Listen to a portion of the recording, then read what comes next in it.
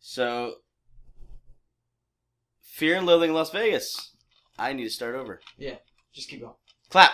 Hey, I'm Kyle. They should know who I am, but... Hi! It looks like... Hi, I'm Kyle. It just looks like you're clapping. And Hi, then I'm introducing Kyle. yourself. Hi! Clap. I'm Kyle. Take 32. Here we go. Hi, I'm Kyle. I've seen a lot of the... You don't have to keep clapping. Hi, I'm Kyle. I've seen a lot of movies. I dropped this. Oh, This is gonna look like a psycho. Okay. Hi, I'm Kyle. They know who I am by this point. This would be like the fifth one. Third.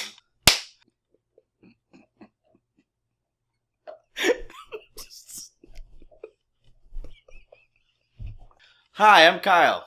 I've seen a lot of movies, but I have not seen Fear and Loathing in Las Vegas. Do you want me to do the whole... No, that's it.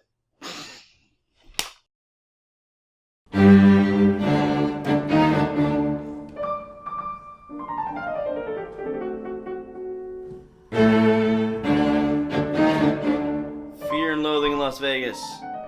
I know almost nothing about this movie except for it has drugs, Johnny Depp, Benicio del Toro, and it's based off of Hunter S. Thompson book. It's by the director that directed 12 Monkeys, so he's used to weird things. It's bad that I don't know everything. Everybody's seen this and I have not. So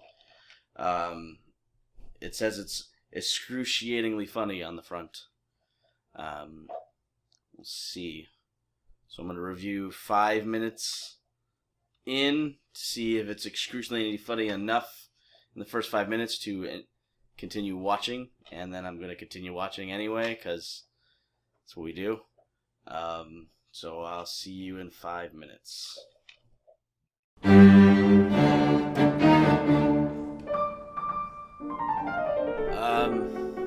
I really don't know what to say. In 5 minutes, I think he said 400 words.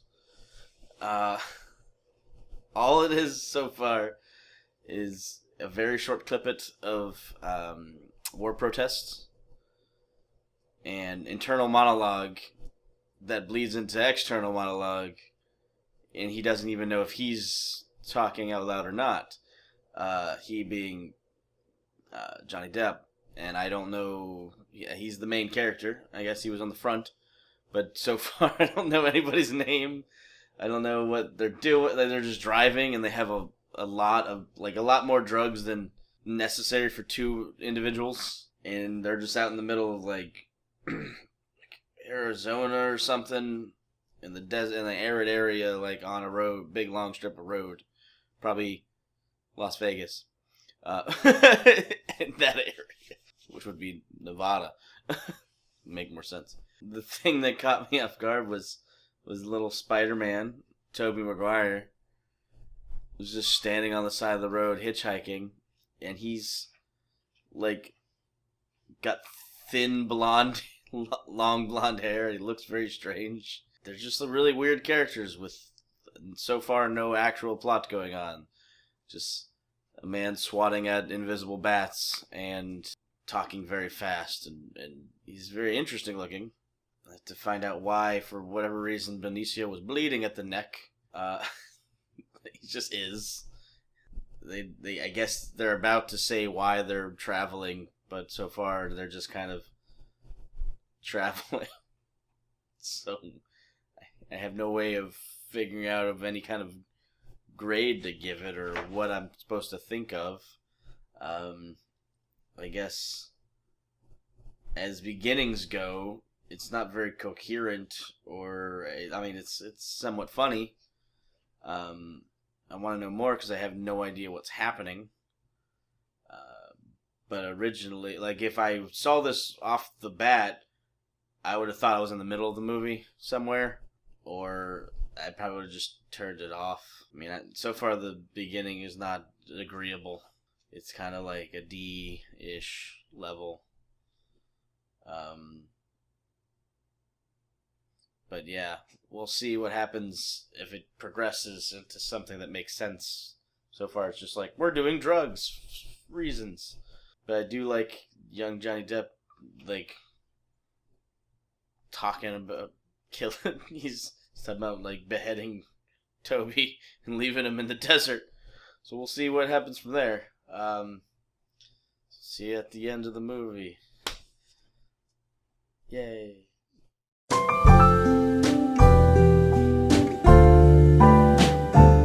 Oh. Ah. I'm tired. I don't know what that movie was for. Trying to wrap my head around it. Basically, it's a movie for an era that screwed itself by believing they can just get high and everything was going to go all right, and then it's 4 years later and it didn't work out. And it's from Hunter S. Thompson's view. So apparently the main character is a stylized version of Hunter S. Thompson, which makes it even more of a ridiculous trip because he was that guy in that era of, peace, love, and lots of drugs. And you could see that he knew it wasn't working, and he still was doing it. He just collapsed with the whole society and turned into a ball of psychotic mess. I can see why this is a cult movie, where people will enjoy watching the train wreck. It's got really great set design, and it's got really great costume. Like, they did a lot of fun little things with having the rooms twisted and having it all look like it's really, some kind of drug trip without, like, any real huge modifications other than, like, the sets. They're just like, here, let me just twist the whole floor one way so they look like they're tripping all over the place, because they are. And everything's all sideways. I think the best part is knowing that a guy that that basically said the war on drugs was dead as it started has a movie about a stylized version of when he was sitting in the middle of a conference with police officers about the war on drugs while on drugs and doing drugs. Yeah. Didn't work. Still at the same point. People still do drugs regardless of the legality of drugs. Congratulations, Hunter S. Thompson. You were correct. But it's of that era movie. Like, I can understand it. It's very much of that time. If I was of that time, I think I would probably get some of the jokes and some of the points more. But other than that, I just kind of sat there slack-jawed for most of the movie because I didn't know what was happening or why it was happening, and there's never really there never is an answer. There's just, this is the happenstance in which if you were on 40 different drugs and you just kept trying to kill yourself with drugs, this is where you'd be. I don't know how to formulate a point, like a system of, like, oh, is this a good movie? I mean, I can see why people would like it, but I didn't really like it. It was all right. There was great, like, funny bits, and everything looked great, and Johnny Depp pulled off this crazy, weird character and of a person that exists or existed. I don't remember if is he even alive still, Hunter S. Thompson? Yeah, that's what I thought. All right, well, you can just stay with existed. I like Benicio del Toro. He ranged from every single bit of emotion you could probably get from the different drugs he was getting. He just snapped in and out of psychosis, and I just never understood how, like, it's a movie where you're like, there was one cop in it, done by Gary Busey, which is hilarious to me, seeing how Gary Busey. That's it. Like, they just got away with being really weird assholes. They just did whatever they wanted and got away with it. They got really fucked up and just mumbled a bunch of random shit at each other, and they were never on the same page the whole time. nor was there any point at all, except for to show you what happens when you start a movement based on drugs and pretend it's going to change the world, and then it collapses immediately afterwards, and the aftermath is a bunch of people not knowing what the fuck they're talking about, being really fucked up on drugs. And that was it, I guess. I guess that was the point of the movie, was to show you that they fucked up and they lived it, and then they stuck with it anyway, and they're just still there. But as movies go, it was an okay movie. I personally would give it like a C, because I liked the visual and I liked the parts of it, but like, I don't know, the humor's lost on me, I guess. Like I said, I think it would be more of my kind of humor if I was of that era, or I was really fucked up. But I'm not fucked up because I was reviewing a movie. So I didn't think that was a requirement.